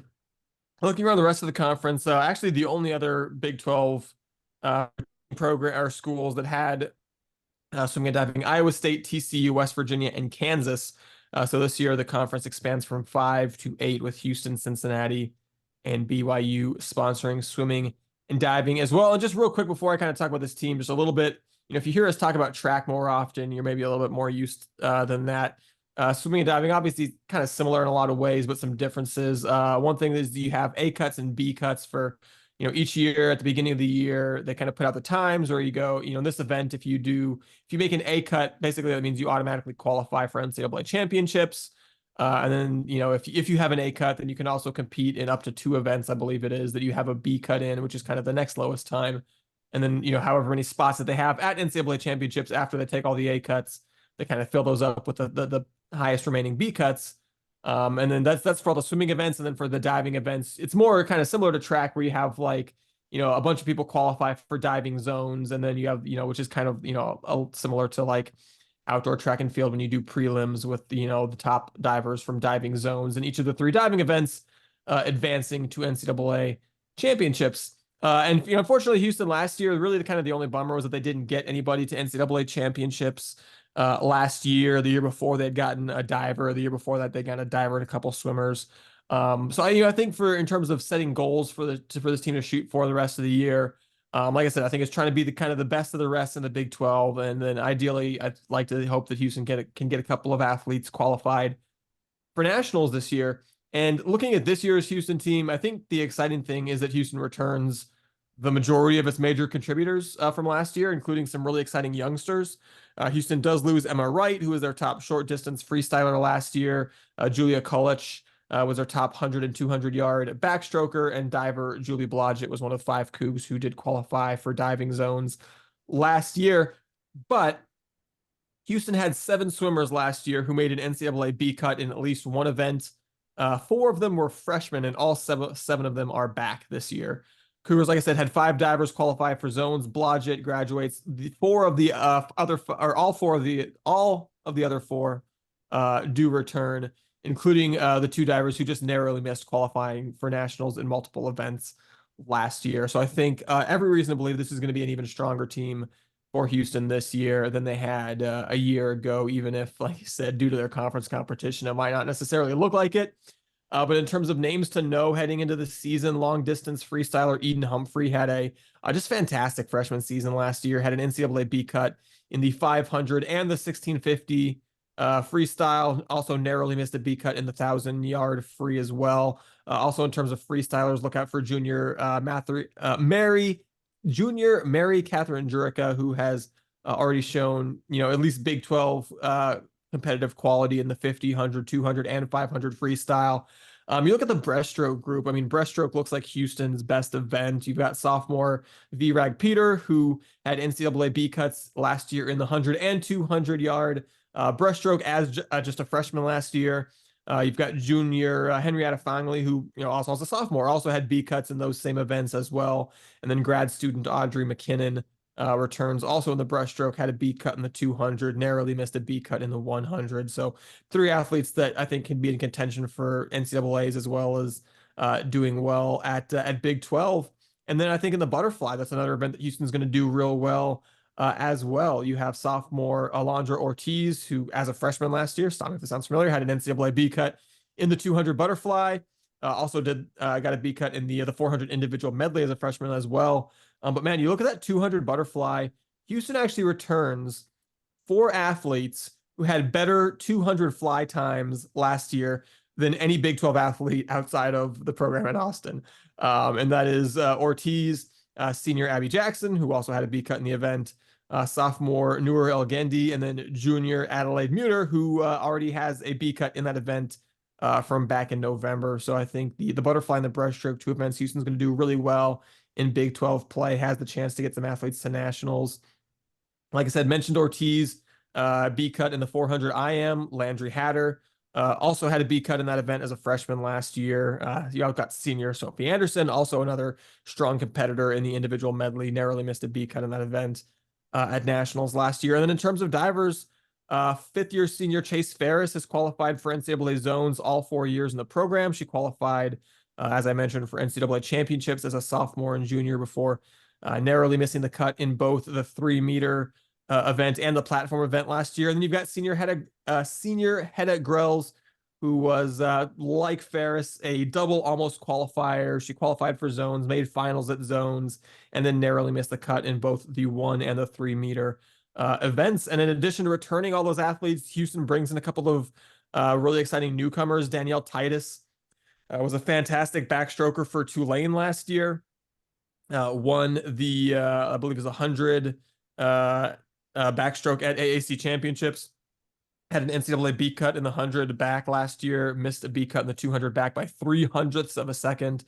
So immediately comes in, looks like one of Houston's better backstrokers. And then also you have freshman Evelyn Entrekin, who I think is going to help Houston add to an already very good breaststroke group. She actually already put up a B cut in the 100-yard breaststroke back in November. So a really exciting freshman there as Houston continues to bring in some impressive freshman talent. So, like I said, Houston had their fall events. They opened their spring season with a meet against number 11 Texas A&M on Saturday, the 11th of January. They dropped that one 187.5 to 106.5, which was admittedly a slightly larger margin than the last few times that they faced off against A&M, but also The Aggies, I don't think were ranked as high as 11 in previous seasons, so I think that maybe just be a really good A&M team as well. That certainly has something to do with it. But nonetheless, looking forward to the Cougars getting back in action with the dual meet against Rice and Miami of Florida on Friday of this week. But yeah, really excited to see what this program can do, Sam. And that is my oral report on Cougar swimming and diving. You actually answered my question, which is what's a realistic place for this team to finish, and you kind of did a good job of I think answering that at the beginning. So my question for you, I'm gonna put you on the spot. It's not a ironclad prediction, but if you had to predict, who is the athlete you think has the best chance, swimmer or diver, to win their Big 12 event, or at least come close to it? Obviously, the horns are like Oklahoma softball or UConn women's basketball 10 years ago. I understand that unseating them from a lot of events will be a big challenge, but I would say win or closest to it, because obviously the horns are going to take a lot of the individual events.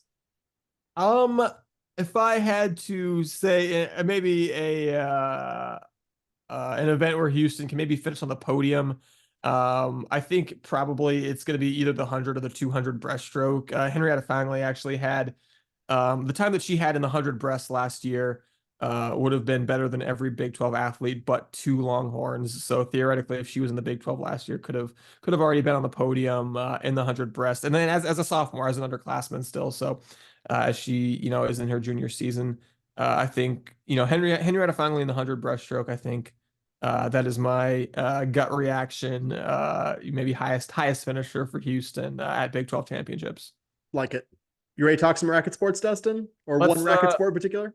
let's talk some tennis. I'm real curious to hear your outlook on how you think Houston's going to fare in their new conference. Yeah, it was interesting to dive in on this team.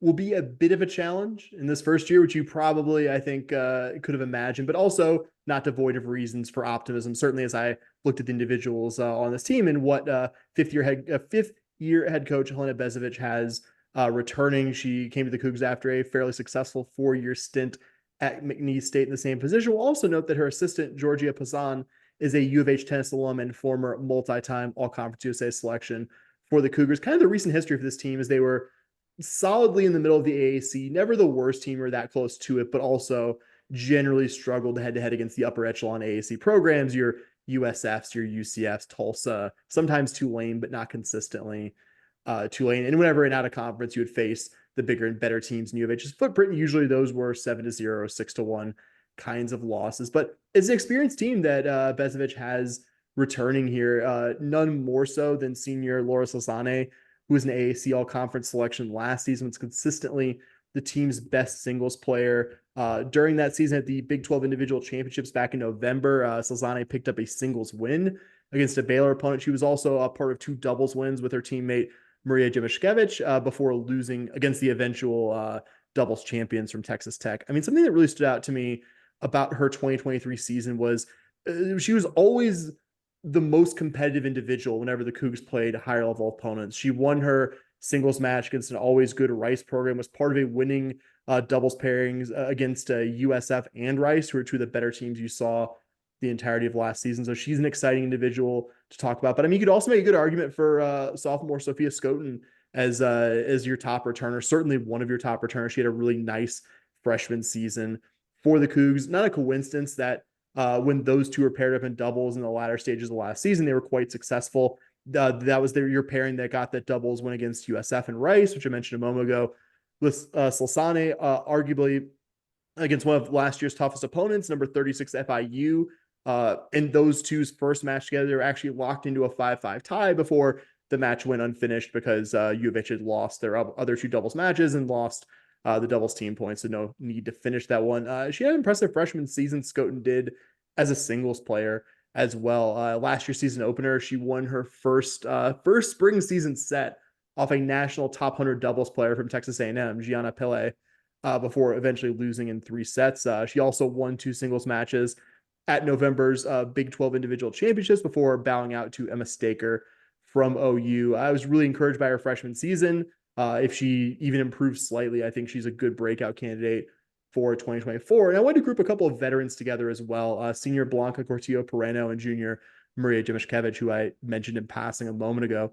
Cortillo Pereno was Starting last year as Laura Sasane's doubles partner, had a total of 12 singles and doubles wins for that spring season. And going back a ways, actually in her career, she led the team in her freshman season, along with the now departed Azul Pedamonte in singles wins that season as well. Jemishkevich had a really strong freshman season in 2022. She led the Cougars in singles wins, was named to the American All Conference team for that season. Took a bit of a step back last year, but I mentioned it earlier. She was part of the Cougars' best performing doubles tandem at the Big 12 individual championships with Slazane. So maybe a bounce back of a junior season, something to watch there for her. I wanted to also mention Cougar Tennis's lone freshman, Nina Skoric from Paris. That's Paris, France, not Paris, Texas, if you wanted a clarification. Not a ton out there I could easily find out about her junior career. Did win 2 singles matches at Big 12 individual championships, which caught my eye for someone who probably hadn't competed against college competition at any point prior to that one. So nice start to her career there. I'm sure she'll get plenty of chances to compete in the spring season. I found a really good highlight video of her. Really, you could probably say this about most college Division I college level tennis players, but had a really, really nice compact swing. Just really, just no wasted movement. It was, and I mean, like it's sport agnostic, Dustin. Find a highlight video. You can find ways to make yourself impressive if you're a halfway decent junior. But I thought she looked really good in the 3-minute cut that I saw. Just and someone like I think it's because you have to bring so many athletes to a team tennis competition. You're inevitably going to see Nina Skoric and what she looks like against Big 12 competition this season. So that's really the individuals. As you can imagine, like all the intercollegiate sports we talk about here, the Cougars are now moving to a league that's a much tougher level of competition, top to bottom, even though the AAC had some good tennis programs. Oklahoma State's the preseason pick to win the league. Last year's champs, UT Austin, were picked second. Fellow newcomer UCF is unsurprisingly near the top at 4th, only behind OSU and the 2 departing SEC schools. U of H was 14th out of 14 teams, directly behind fellow newcomer Cincinnati in 13th, and K-State, Iowa State, and West Virginia in 10th, 11th, and 12th. I think the biggest reason the Cougars were picked 14th is just the conference schedule breaks so that preseason Big 12 teams 11 through 13, Dustin, unfortunately, are all road matches. The Cougars do get number 10 K-State and number 9 BYU from the preseason poll at the friendly confines of the Barbara Winston Tennis Center. But the 14th out of 14th, I think, isn't just, remarking that U of H is probably one of the worst 2 or 3 tennis programs in this league, just based on historic performance, but also the schedule just doesn't necessarily really break this team's way. Cougs will open their season this coming Sunday, 11 a.m. exactly at home against Ooh La La at the Barbara Winston Tennis Center. Last season, the Raging Cajuns were 8-12 overall and lost to this Cougar team 4-1 in Lafayette. They'll have a week off after that before their first road trip of the season. The Cougars will go up 45 to the Metroplex to take on North Texas. Big 12 play does not start until February 29th. Shout out Leap Day there at home against a good Texas Tech team that should be around the top of the league standings. After that, the Cougs will host BYU, which is one of the more winnable, not necessarily an easy conference matchup, and then go on the road for the first time in conference play on March 8th. Cougs will also host both of the departing SEC schools, UT Austin and OU on March 15th and 17th, respectively. Like I said earlier, would have preferred some of those home matches come against the more winnable opponents, but that's just kind of the way the conference schedule shook out. But I think I'm still excited to see a pretty experienced group, to see these young women test themselves against a higher level of conference competition, maybe prove the various tennis doubters wrong, Dustin.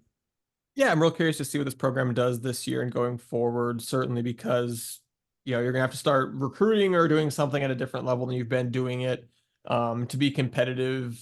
That's not even just for the 2 programs that are leaving, but just with really everybody. But I think one of the things that's really interesting though is when Houston was in the American, they didn't have really like regular season standings. Like Houston would play most of their a match against most of the kind of nearby AAC schools most years. But I guess just with tennis being such a small revenue sport, they just they weren't going to force Houston tennis to go fly to East Carolina or vice versa. So actually seeing a schedule for tennis where you've got like, yeah, I think it's a game. I think it's a match against every team, right? I believe in Big 12 play or I believe so. Yeah, I believe it gets that wrong. yeah. So I just think that's cool, and for this program to be getting more feedback. Because I remember, before it's like all year you're just like, well, I don't know how good we are. because it's hard to really find tennis rankings beyond maybe like a top 25. So every year it's just like, well, I guess we'll see how good we are, and then also you get the conference tournament, and then that's it. So I think for Houston to actually get more of to actually have something looking like a regular sports kind of conference schedule where you play everybody for a match. Yeah, you'll find out. Maybe Houston is the 14th best out of 14 teams, but I think there's a couple other programs that weren't a whole lot better than Houston last year. So excited to see Houston get to compete in Big 12 play, and like I said, just really to have conference competition. Kind of feels like other sports, you're kind of joining the Big 12 from the American. In tennis, it almost feels like you're joining the Big 12 from being a conference independent. So excited to see Houston kind of develop a conference identity in the sport. Yeah, like we had shared a conference in Cincinnati almost a decade, and I think we had one head-to-head tennis matchup with them the entire time that we shared a conference, and they sponsored the same sport as us. So yeah, like you said, fully agree. It feels like more of an actually playing a league schedule versus kind of the quasi-league schedule of the American one. So that's all I got in tennis, and I think that is all we have on Cougar Sports this week, bud. We did it in under 2 hours. Go us. I've been sitting here in my chair for over 2 hours, but the actual recording is going to be a little bit less than 2 hours. So I think that counts. It's under 2 hours for the listener, and that ultimately is what matters. So on our way out, just going to say to our listeners, thank you so much for listening to the podcast. If you are supporting us on Patreon, that is incredibly generous of you. That is not taken for granted for a second by Sam or myself. We very much appreciate that. And we'll just encourage you, if you like the Scott Horn podcast, you listen to us on a regular basis, you feel like you can afford $5 a month, we'd love for you to go to patreon.com/SH podcast, where you can sign up to get that good mojo, get that good juju, get that good, there was another karma, was the word I was looking for as I was struggling. Vibrations. Good vibrations, as the Beach Boys would have us picking up. And also, like, as we mentioned before, you're going to get some bonus content that we put out for our for our patrons as well. You can get in contact with us, emailing us shpodcast@gmail.com, tweeting at us at shpodcast. Sam, I believe 2 days in a row now, I have done a post on Blue Sky. So don't watch out. Don't stop me now. Woo! That's my goal. One post a day on Blue Sky at podcast.bsky.social. As previously mentioned, 100% chance if you follow us on there that we will follow you back. So be sure to do that. That's it for us. If you made it all the way to the end, you're an absolute rock star. And as always, Go Cougs.